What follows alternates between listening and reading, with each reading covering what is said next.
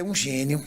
É um absurdo a forma. E o que é mais inspirador nele, o como ele ensina você a lidar com dinheiro, cara. Assim, tipo, existem coisas que para ele são totalmente atingíveis financeiramente, e ele olha e fala assim, cara, mas isso não é uma prioridade para mim, por que eu vou ter isso?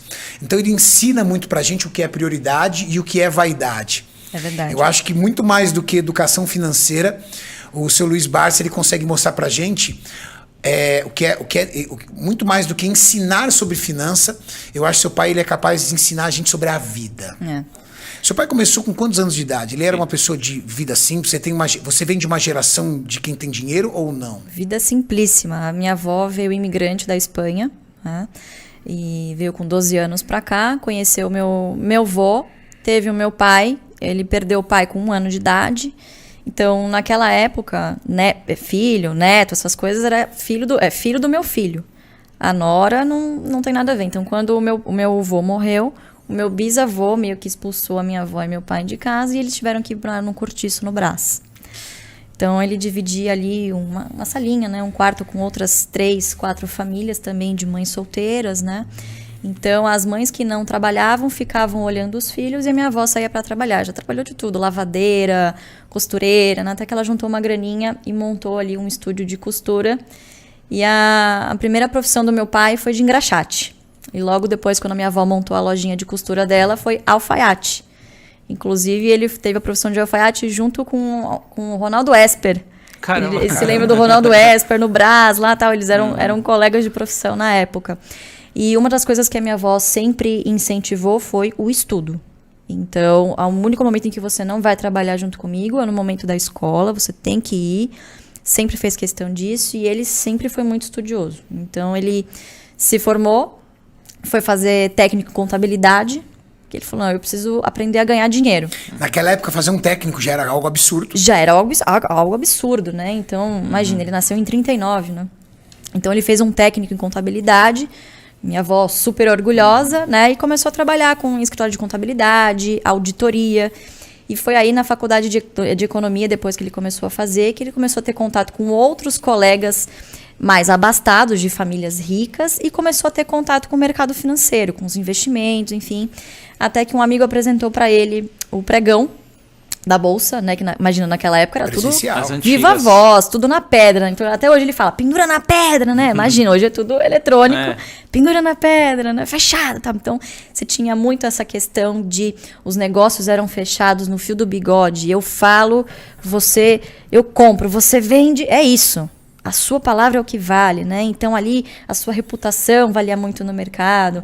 Então ele vem dessa cultura, né, em que o que você fala aqui você tem que ser muito ético, senão o seu cliente te abandonava e ia para outro, né? Ou seja, a palavra do teu pai, esquece, não faz curva. Ah, difícil você contornar, viu? Se ele é isso e acabou. Ele é uma pessoa assim. E como ele começou a investir na bolsa sozinho ali? Exatamente. Então, e aí por ele ter esse know-how em contabilidade é a linguagem dos negócios, né? Bolsa nada mais é do que empresas, são ativos reais. Então, por ele ter esse contato com auditoria, que era meio que um segundo emprego dele, ele largou o escritório de contabilidade e foi trabalhar como operador. Então, ele tinha lá os clientes dele, comprava e vendia para os clientes dele e operava para ele também, com um pouquinho de dinheiro que ele tinha. E uma dessas visitas que ele fez como auditor, ele começou a perceber, puxa, o Estado, né, os controladores das empresas que eu audito sobrevivem de dividendos. Por que eu não posso fazer o mesmo, né? Porque ele via ali os colegas ao lado dele. O mercado financeiro, imagina, desde aquela época, é uma coisa sedutora. Você tem a possibilidade de ganhar muito dinheiro. Então, naquela época, as informações estavam aí, estava no pitch. Quem estava ali na bolsa era quem tinha muito dinheiro, tinha as informações. Então, você imagina, é um negócio muito tentador, ainda mais para ele que veio de baixo, que sempre teve essa gana de querer vencer, de nunca mais querer voltar a ser pobre. Foi por isso que ele foi trabalhar na bolsa, isso que ele disse, nunca mais quero voltar a ser pobre, né? Quero dar um futuro digno para minha família. E aí ele começou a ver que no momento de boom, todo mundo ganhava dinheiro, comprava um carro. No dia seguinte, a bolsa caía, o pessoal não tinha dinheiro para comprar a gasolina, para abastecer o carro. Ele falou, não é isso que eu quero para minha vida, eu preciso descobrir um jeito de me dar bem aqui, de trabalhar, enfim, mas para eu garantir o meu futuro. Ele não teve nenhum mentor, ele foi descobrindo... Não. Intuitivamente. Não, intuitivamente com o trabalho dele de auditor. Né? Então, você imagina, né, naquela década de 60, difícil você ter influência de investidores de fora, que já faziam isso, mas não era um mundo globalizado como a gente tem hoje, né? Então, acho que essa experiência dele como auditor, de ver os controladores que o contratavam ganhando dividendos, quer dizer, ele assinava o balanço e via lá os dividendos que os controladores ganhavam por ação. Pô, desgramado, tá ganhando dinheiro pra caramba. Pô, por que ao invés de eu abrir uma empresa, eu já faço isso, eu já compro participações societárias na bolsa. Eu vou me tornar ali um pequeno sócio, quanto mais ações de poucas empresas eu comprar, mais dividendo eu ganho. E é isso que ele fez. E aí ele falou, bom, eu vou colocar isso na prática, vou colocar no papel, eu preciso provar, né, que eu não tô ficando maluco. Isso aqui deve funcionar. Então ele começou a fazer para ele, para alguns clientes que acreditaram nele. E aí ele fez um estudo com uma das empresas que ele auditava, que era a CESP. A de energia? De energia, exatamente. Capital aberto até hoje. Né? E ele foi mostrar para o RI. Ele falou, fantástico, incrível, não sei o quê. Por que você não publica isso? Ele pegou o trabalho, levou numa corretora, a corretora patrocinou, né? Mandou imprimir, pode imprimir, né? E fez o maior sucesso na época, mas depois meio que caiu no esquecimento, porque o mercado tem a memória muito curta. É igual fofoca. Hoje tem uma coisa que está na moda. Amanhã, essa ação não está mais na moda. Ninguém mais está falando disso. Então, é um mercado sedutor, mas se você faz diferente da manada, com disciplina, com paciência, você chega muito longe. Não é rápido. É fácil, é simples, na verdade, mas não é fácil.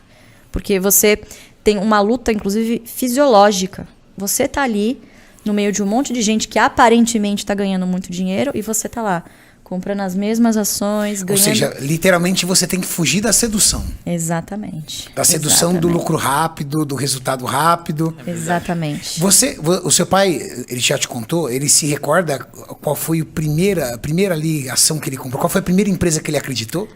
Ele não lembra. Mas o primeiro case dele de sucesso, de ter muitas ações, ele tinha uma meta de ter 100 mil CESP.